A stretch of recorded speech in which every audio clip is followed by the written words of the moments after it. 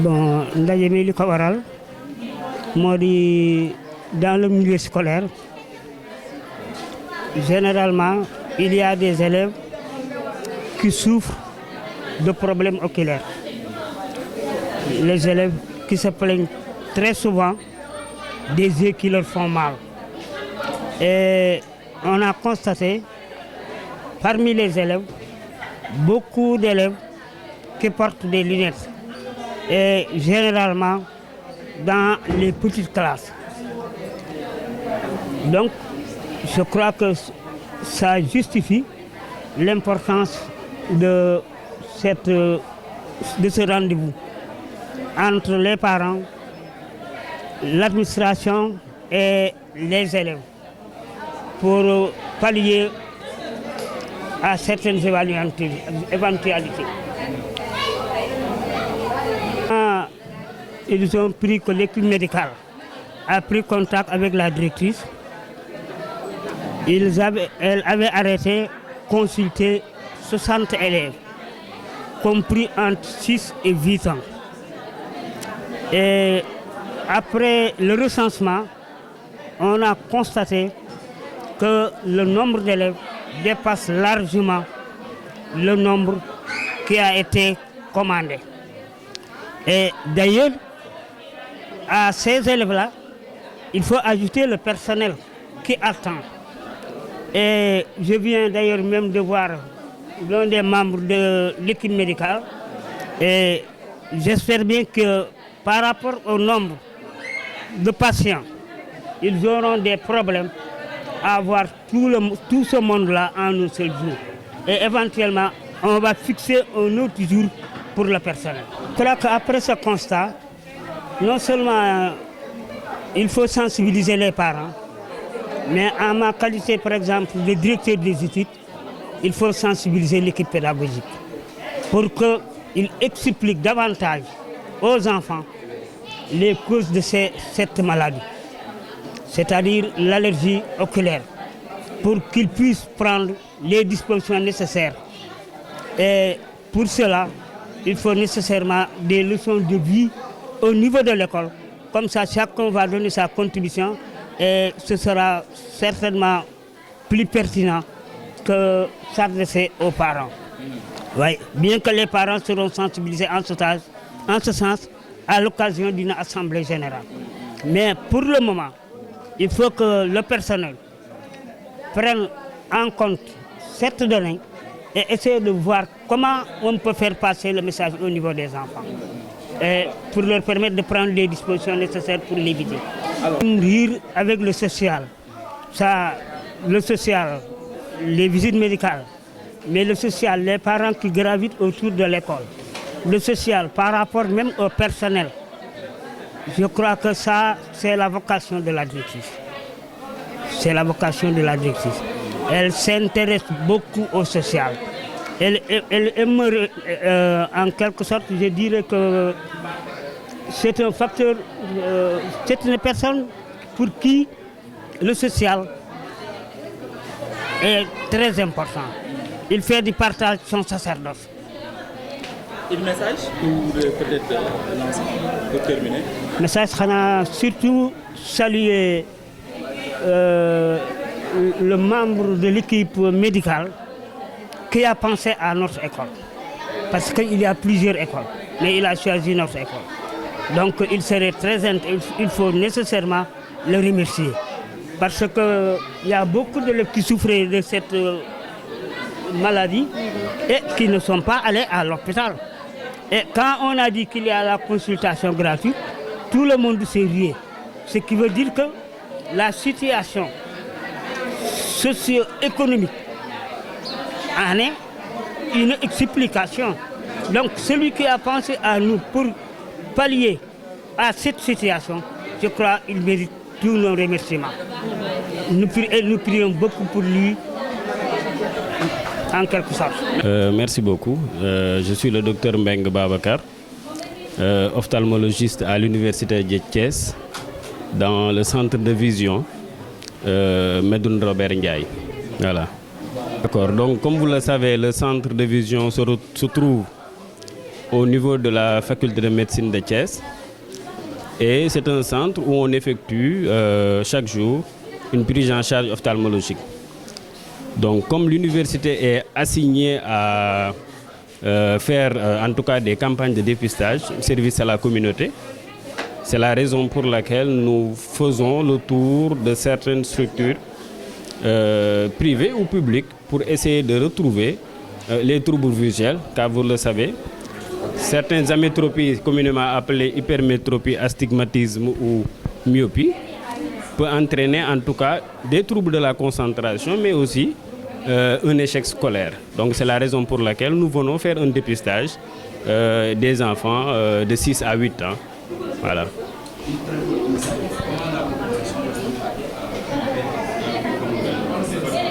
Oui, en tout cas, vu l'engouement et les élèves que nous avons vus, cela prouve que la population a bien apprécié. Voilà, en tout cas, on note une très bonne appréciation de cette journée de dépistage. Donc pour le moment, normalement, on est à 60 élèves, mais on compte en tout cas aller jusqu'à 70 ou 75 pour le moment. Et voilà, le nombre d'âge, c'est la tranche d'âge, c'est entre 6 et 8 ans. Donc on fait des consultations de 6 à 8 ans et nous sommes aussi aidés, accompagnés par l'ONG Ocularis et aussi notre professeur, le professeur Wan, qui est le chef de service de l'hôpital pour enfants de Diamniadio. Voilà, donc nous avons commencé les consultations vers 10 h et nous comptons terminer, si tout se passe très bien, vers 16 h. Bon, ça dépend, vu que la consultation n'est pas facile. Ça demande vraiment un examen rigoureux et minutieux. Ça demande une dilatation et tout ce qui accompagne la consultation ophtalmologique. Mais néanmoins, s'il y a des malades qui restent, on peut revenir les consulter. Non, pour le moment, c'est uniquement les apprenants. Maintenant, j'ai parlé avec la directrice, si on peut en discuter et organiser une autre campagne de consultation. Voilà, le message, c'est tout simplement de savoir que les troubles de la vision sont très répandus et source d'échecs scolaires et troubles de la concentration. Donc d'où l'intérêt d'amener les enfants à bas âge, 6 à 8 ans, d'aller se faire dépister pour qu'on puisse en tout cas trouver les problèmes liés à ces troubles de la vision et aussi de limiter aussi les écrans chez les enfants. Voilà. Bon, là, c'est pas la première fois. Hein. Comme je vous ai dit que l'université est assignée à un service à la communauté. Donc nous avons fait le tour de Dakar, le tour de Thiès, dans les Dara, dans plusieurs Dara. Donc là, c'est juste une partie de ce que nous avons fait, mais on a fait presque le tour de Dakar et Thiès. Voilà. Salam alaikum wa rahmatullah, je suis Madame Diouf, directrice à Nour La Lumière, qui est en face, qui est après les 2 salles de gym. Donc, comme vous le savez, nous avons daje ak yéen, machallah, et c'est un plaisir de recevoir les encore une fois. Alhamdulillah, loolu benn xéewal bu ñu Yàlla defal la consultation oculaire la mais gratuite. Consultation boo xamante ni ci wàllum bët la ñuy xool ay IFR santé bi nga xamante ni mi ngi fii Thiès di yor ophtalmologie di wàll ñoo am partenariat ak ay espagnol. Ocularis la tudd ONG Ocularis nga xam ne dañu ciblé ay daara ay école ay xale yoo xam ne dañuy xool ndax xam nga problème bëri léegi bare na da ngay dugg ci classe yi xale bi maîtresse gisuma wala monsieur gisuma fekk da nga am problème bëri yoo xamante ni parents yi traité wuñ ko ñu am occasion boobu nag ak xéewal boo xamante ni parent bi gis na ak école nu muy doxee ndeysaan mu am yéena boole ñu ak ñoom ñu ànd ak docteur Meng mi nga xamante ni mi ngi faire santé ñu baax a baax wax dëgg yàlla ñëw nag dafa ñu consultation gratuite tey loolu moo leen fi indi waaw loolu rek la parce que ñoom dañu remarqué ni feebar bët dafa bari léegi soit day nekk ay allergie soit nga am sax problème bët boo xamante ni pathologie la boo xam ne mi ngi ci nit ñi di ko doxaale da ngay jékki-jékki à un certain âge da nga naan man gisatuma léegi nag loolu occasion la nag nga teel ko traité ci xale bu ndaw ñoom tranche d'âge bi ñu waxoon c'est entre 6 ans ak 8 ans mais gis nga nit ñi ni ñuy ñëwee man maa mujj sax ni leen dimbali leen ma rek ngeen jëlal ma sama xale yi comme ñëw nañu pare parce que 60 élèves sax la ñu waxoon mais mujj nañ ci dolli 23 élèves te enseignants gis na ñi ngi toog di xaar ñoom tam ñu jël leen donc problème bët da ngay gis koo xamante ni day dox nii mais dafay am problème bët donc occasion la ñoom bi ñuy ciblé nag ay école ñu boole ma ci la loolu chance la ak lu yàlla def nga am la ñoom bi ñu doon jël peut-être ñun dañuy waxoon entre 6 ak 8 ans waaw de 6 ans à 8 ans mais macha xam nga rek li ma lay wax rek problème bët dafa xaw a yaatu léegi nag ci laa leen ñaane sax ni leen yéen bu ngeen ñu mënoon jëlal ñii enseignant yi fi ne ñu ngi toog di xaar même médecin bi ku baax la mi ngi naa ma su fekkente ne sax xajuñ ci dinaa leen woo ñu université foofu ñu ñëw ñu jël leen foofu donc ñoom ñëpp bind nañu seen tur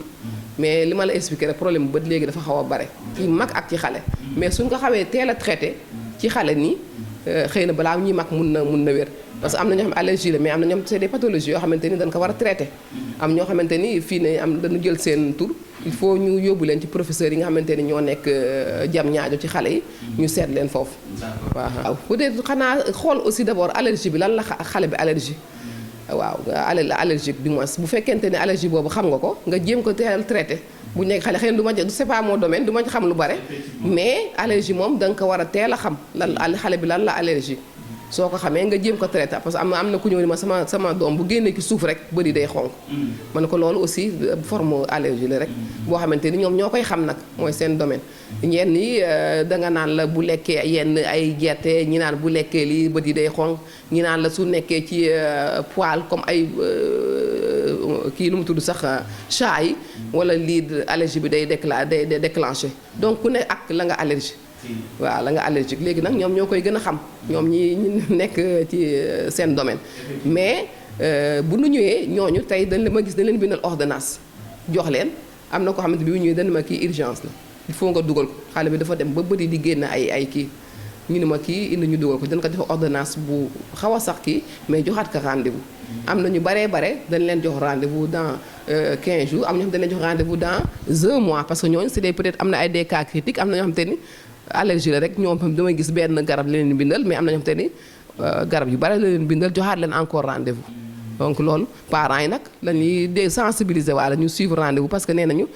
les rendez-vous sont gratuits bu du ñëwee foofu du ñu fay UFR santé ku ñu ci jël rek en charge bu doo fay mais sax dana am ay lunettes yoo xam ne dañ leen koy mayaale incha allah tey loolu la ñu wax incha allah. waaw social moom toujours yàgg nañ ci moom li ma lay expliquer rek loolu si ñun école bi da sacerdoce la loolu tax ñu mun ci investir lu toll nii parce que bu doon dañuy xaar parents yi rek wala ñuy xaar kii mais ñun sama propre famille dañu investir ci école bi ay millions parce que xëy na ku mel ni sama yaay sama ñu famille dañoo yàgg ci social du ma wax man sax man li may def lu tuuti la par rapport ak ñoom sama yaay du fii rek la participer ci école mais boo demee Daaru Salaam daf ci participer moo jënd terrain bi tabax ko jox ko benn koo xamante ni sama mag la moo ko yaroon ci kër ga fii tam noonu la fi def moom day kii ci social donc ñun bu ñu amee kii boobu dañ ci saisir occasion bi nag dugg ba dama ko wax rek man dama leen incha allah bu ngeen ñooy yendoog ñun xoolal ñu suñu ay njaboot suba ba ngoon incha allah dinañ leen jël en charge même après médecin dafa ne ma ñun doo ñu jox dara déplacement bi yëpp ñun ñoo ko jël en charge ma ne ko waaye nag ku ñëw kër jaamu mun nan la ganale toggal la nga añ ndékki mais ñu ni ma dara du ci teguwaat du ñu nangu paas du ñu nangu dara donc social boobu kon ci ñoom la njëkkee pare nag wàll ba ci ñun nga xamante ni dañu bëgg toujours di jouer ci social aussi alors ñun dañ koy rafetlu rek parce que ñoom 60 la ñu waxoon balaa ñu ñëw dañ ma waxoon tranche d'âge bi 6 ans ba 8 ans ba pare 60 mais ñoom ci wax seen bopp bi ñu ñëwee xam nga rek affaire kii boo ci nekkee da ngay am yërmande ñoom ñoo ñëw man leen xale yi de ëpp nañu 60 ñu ngeen bind 60 mais am na 25 yu des xaw ma 23 ñu ne ma nan xaar parce que papier yi jeex na ma leen bàyyi leen ma dem photocopier ko ci sama kaw ko am naa machine ma photocopier delloo leen papier yi ñu ajouté ci waat ci 23 je crois donc ak ni ma la wax enseignant yi toog am ñoo xam dañu jékki-jékki bokkuñu tranche d'âge boobu mais dañu ñëw ni ma sama doom mi ngi sa école waaye dafa am problème bët man leen dimbali leen ma rek jëlal ñu ñii voilà loolu noonu affaire bi noonu la demee. xanaa di kontaan rek wax dëgg yàlla initiative bi di ko rafetlu xam ni bu gënoon bare xëy na ci yeneen sax feebar dina baax trop ci société bi parce que xëy na nit ñi dinañ bëgg mais moyens yi day des donc genre occasion yooyu c'est à saisir ba pare di remercier UFR santé ak ñi nga xamante ONG bi nga xamante ni moo leen jàppale di remercier aussi enseignants yi nga xam ne ñoo jàpp ci liggéey bi tey macha allah ba mu mun a réussir. loolu la ñu bëgg incha allah doole leen ñu ñaan rek résultats yi moom dañuy bëgg toujours muy gën a yokk parce que toujours dañuy def ay efforts keroog convoqué naa une AG avec les parents d'élèves la majorité a apprécié l'école ñoom ñi ngi ni kontaan ni ma fi ñuy dem di wuti leneen fi ñuy dem di wuti yeneen écoles yi am nañ ko fii mun ma nit ñi ne dañuy wut lu cher rek naan fee mi ngi fay 20 000 moo baax mais fii gis naa ne résultat sama doom bi ma fi indi woon macha allah moyen yu baax lay am collège indi naa fi ñeneen te loolu AG bi sama xol dafa sedd parce que ñi ëpp loolu lan ma wax nit nag du mat malgré quelques remarques yu ñu def majorité bi dañu apprécier liggéey bi àndu def parce que ñun suñu wax naa loolu ñun suñu sacerdoce la defuñu ko